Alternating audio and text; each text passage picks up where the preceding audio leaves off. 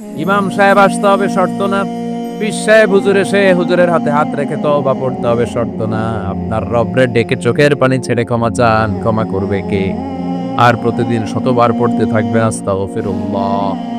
আওয়াজ করে সবাই পড়েন আস্তাগফিরুল্লাহ, আর জোরে পড়েন আস্তাগফিরুল্লাহ। বিশ্বনবী বলেন, মান লাজিমাল ইস্তিগফার জাআলাল্লাহু লাহু মিন কুল্লি দিকিন মাখরাজা। সব সময় ইস্তেগফারের সাথে যে লেগে থাকবে, রব্বুল আলামিন তারে 5টা জিনিস দিবে। কয়টা?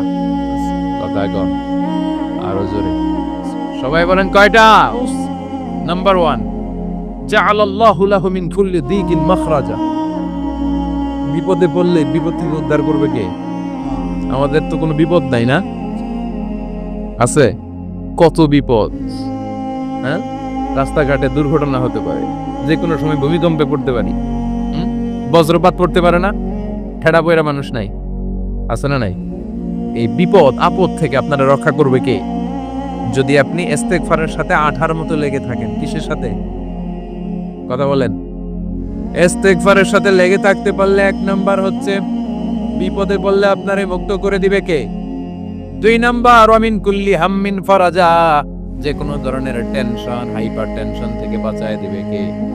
আমাদের তো টেনশন মেনশন নাই না? আছে।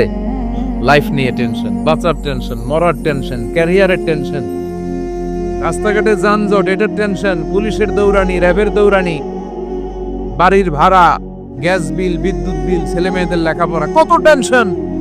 এসব টেনশন থেকে আপনারে মুক্ত করে দিবে কে? 3 নম্বরে, ওয়ারযুকহু মিন হাইসু লা ইয়াহতাসিব। এমন জায়গা থেকে আল্লাহ আপনার রিজিকের ব্যবস্থা করবে আপনি কল্পনাই করতে পারবেন না। সুবহানাল্লাহ পড়েন। 4 নম্বরে, সবসময় ইস্তেগফার যদি পড়া হয়, আল্লাহর কোনো আযাব ওই বান্দার উপরে আসে না। ওমা কানাল্লাহু মুআযযিবাহুম ওয়া হুম ইস্তাগফিরুন।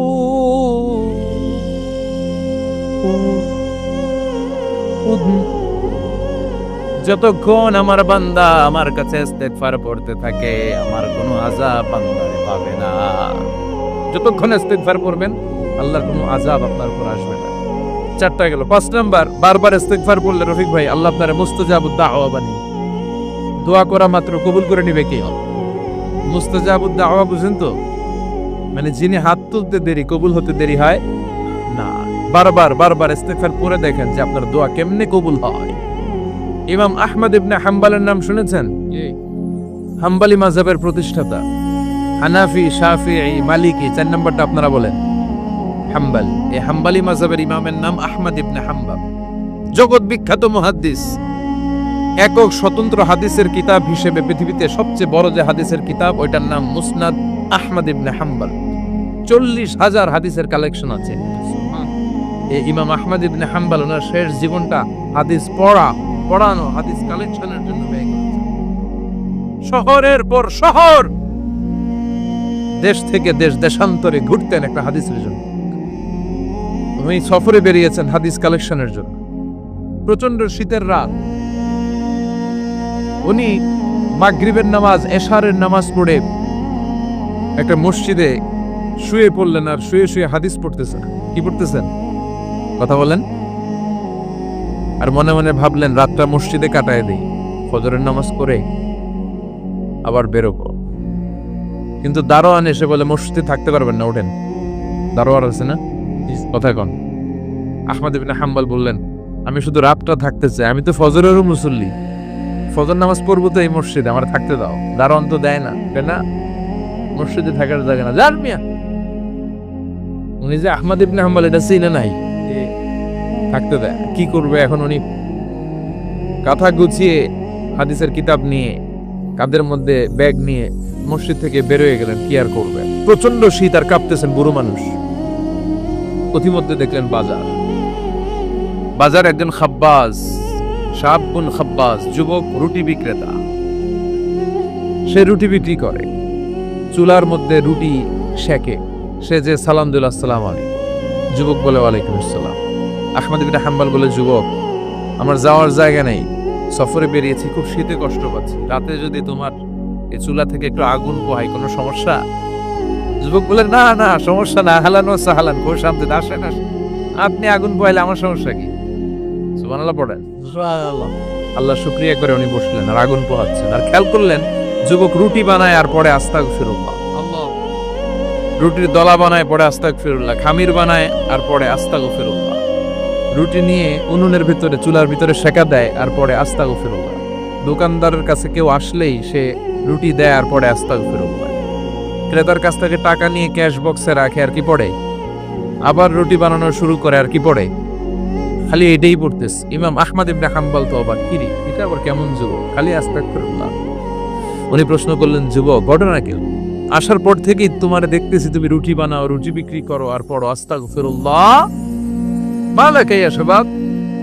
যুবক বলে, আস্তাগফিরুল্লাহ আমার সবচেয়ে বেশি পছন্দের আমল, আমি সব সময় আঠার মতো ইস্তেগফারের সাথে লেগে থাকি আর সব সময় পড়তে থাকি আস্তাগফিরুল্লাহ, আর এর বদৌলতে আল্লাহ আমারে মুস্তাজাবুদ দাওয়া বানিয়ে দিয়েছে। সুবহানাল্লাহ।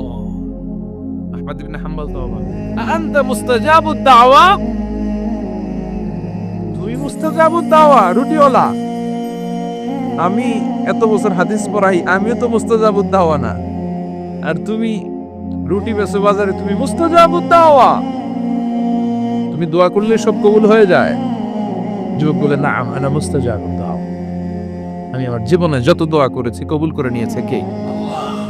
সব দোয়া কবুল করে নিয়েছে আল্লাহ, একটা দোয়া ছাড়া। কয়টা? আহমদ ইবনে হাম্বলের কৌতূহল, কিউরিওসিটি আরো বেড়ে গেল, কি সব দোয়া কবুল হয়েছে একটা দোয়া ছাড়া? মাযালিকা দোয়া ইয়া শাব, কি সেই দোয়া? যুবক এবার বলতে শুরু করলো, আমার জীবনে যে দোয়াটা আল্লাহ কবুল করে নাই সেটা হচ্ছে আমি আল্লাহর কাছে অনেক চেয়েছি, অনেক দোয়া করেছে যে আল্লাহ, শুনেছি এই জামানার সবচেয়ে বড় মুহাদ্দিস, তার নাম নাকি ইমাম আহমদ ইবনে হাম্বল, আল্লাহ তোমার কাছে আমার চাওয়া আমি যেন এই ইমাম আহমদ ইবনে হাম্বলের দেখে মরতে পারি, আমি যেন ইমাম আহমদ ইবনে হাম্বলের হাতে হাত রেখে মুসাফা করতে পারি আর তার কপালে একটা চুমু এঁকে দিতে পারি। আহমদ ইবনে হাম্বল আবেগপ্রবণ হয়ে গেলে চোখের পানি ছেড়ে দিলেন, বললেন, যুবক তোমার এই দোয়াটাও কবুল হয়ে গিয়েছে। আহমদ ইবনে হাম্বলের দেখা আর সাক্ষাৎ পাওয়ার জন্য আহমদ ইবনে হাম্বলের বাড়িতে তোমার যাওয়ার দরকার নাই, আহমদ ইবনে হাম্বল তোমার দরবারে ছুটে এসেছে। আনা আহমদ ইবনে হাম্বল মুহাদ্দিসুদ দাহর, আমি নিজেই আহমদ ইবনে হাম্বল। যুবক চোখের পানি ছেড়ে দেয়, আহমদ ইবনে হাম্বল চোখের পানি ছেড়ে দেয়। যুবক চিৎকার মেরে ইমাম আহমদ ইবনে হাম্বলকে জড়িয়ে ধরে, হাতে হাত রেখে মুসাফা করে, কপালের মধ্যে চুমু খায় আর আল্লাহর শুকরিয়া করে বলে, ও ইমাম, আসলে এই দোয়াটাও আল্লাহ আজকে কবুল করে নিল। বিশ্বাস হয় সবসময় ইস্তেগফার পড়লে আপনার দোয়াগুলোর এইভাবে কবুল করে নিবে কে? এই পাঁচটা জিনিস পাবেন সবসময় যদি ইস্তেগফারের সাথে লেগে থাকেন। রাজি আছেন তো? এজন্য বিশ্বনবী সব সময় নামাজে সালাম ফিরানোর পরে পড়তেন আস্তাগফিরুল্লাহ। কি পড়তেন? 3 বার পড়তেন আস্তাগফিরুল্লাহ, আস্তাগফিরুল্লাহ, আস্তাগফিরুল্লাহ। পড়তে রাজি আছেন? ইস্তেগফারের অনেকগুলো আলফাজ আছে, সবচেয়ে ছোট ইস্তেগফার হচ্ছে এটা, আস্তাগফিরুল্লাহ, আস্তাগফিরুল্লাহ। আরো আছে, আস্তাগফিরুল্লাহ আল্লাযী লা ইলাহা ইল্লা হুয়াল হাইয়ুল কাইয়্যুম ওয়া আতুবু ইলাইহি। বিশ্বনবী বলেন, এই ইস্তেগফারটা যদি কেউ পড়ে, আত-তাওয়াল্লি মিন ইয়াউমিজ যাহাফ, যুদ্ধের ময়দান থেকে পালিয়ে আসা কবিরা গুনাহ। কি গুনাহ? কাফেরদের সাথে যুদ্ধ, আমি তাগড়া যুবক, তলোয়ার নিয়ে নেমেছি, আমার দেহের এক ফোঁটা রক্ত থাকা পর্যন্ত আমি যুদ্ধ চালিয়ে যাব, আমি ফিরে আসতে পারবো না, আইনটা কার? ফিরে আসলে কবিরা গুনাহ। বিশ্বনবী বলেন, যুদ্ধের ময়দান থেকে ফিরে এসেছে এরকম কবিরা গুনাহ অবলম্বনকারীও যদি আস্তাগফিরুল্লাহ আল্লাযী লা ইলাহা ইল্লা হুয়াল হাইয়ুল কাইয়্যুম ওয়া আতুবু ইলাইহি পড়ে, ওই কবিরা গুনাহকারীকেও ক্ষমা করে দিবে কে? পড়তে রাজি আছেন তো? আবার সাইয়েদনা আবু বকর বললেন, ইয়া রাসূলুল্লাহ আল্লিমনি দুআআন আদউ বিহি ফি সালাতি, এমন দোয়া আপনি আমারে শিক্ষা দেন যে এই দোয়াটা আমি নামাজে পড়তে পারি। বিশ্বনবী বললেন, পড়ো, আল্লাহুম্মা ইন্নী যালামতু নাফসি যুলমান কাসীরান ওয়া লা ইয়াগফিরুয যুনুবা ইল্লা আনতা ফাগফিরলি মাগফিরাতাম মিন ইনদিক ইন্নাকা আনতাল গফুরুর রহিম। সুবহানাল্লাহ পড়েন। এটাও ইস্তেগফার। আমরা এটার বলে দোয়া মাসুরা, সালাম ফেরানোর আগে পড়ি না? যেখানেই ক্ষমা চাওয়ার কথা আছে ওইটারই কি বলে? ইস্তিগফার। আল্লাহুম্মা ইন্নী যালামতু নাফসি, আল্লাহ জুলুম করেছি, জুলমান কাসীরা, অনেক জুলুম। ওয়ালা ইয়াগফিরুয যুনুবা ইল্লা আনতা, তুমি ছাড়া এই গুনাহ ক্ষমা করার তো কেউ নাই।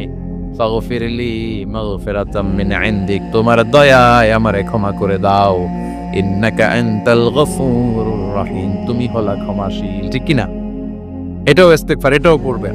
আরে সব ইস্তেগফারের শ্রেষ্ঠ ইস্তেগফারের নাম সাইয়্যিদুল ইস্তেগফার। যত ইস্তেগফার হতে পারে এর মধ্যে সবচেয়ে শ্রেষ্ঠতম ইস্তেগফার নাম কি? কথা কন। বুখারীর বর্ণনা, শাদ্দাদ ইবনে আউস রাদিয়াল্লাহু তাআলা আনহু বর্ণনা করেন, এই সাইয়্যিদুল ইস্তেগফার দিনের বেলা যে পড়বে ওই দিনে মারা গেলে সে জান্নাতি। এই সাইয়্যিদুল ইস্তেগফার রাতের বেলা যে পড়বে ওই রাতে যদি ইন্তেকাল হয় ওই লোকটা জান্নাতি। আল্লাহুম্মা আনতা রাব্বি লা ইলাহা ইল্লা আনতা খালাকতানি ওয়া আনা আবদুক ওয়া আনা আলা আহদিকা ওয়া ওয়া'দিকা মাসতাতা'তু আউযু বিকা মিন শাররি মা সানা'তু আবু'ু লাকা বিনি'মাতিকা আলাইয়া ওয়া আবু'ু লাকা বিযাম্মি ফাগফিরলি ফাইন্নাহু লা ইয়াগফিরুদ যুনুবা ইল্লা আনতা। সুবহানাল্লাহ পড়ুন। আজকে রাতে পড়ছেন, মারা গেলে জান্নাতি। চিল্লায় পড়েন আল্লাহু আকবার।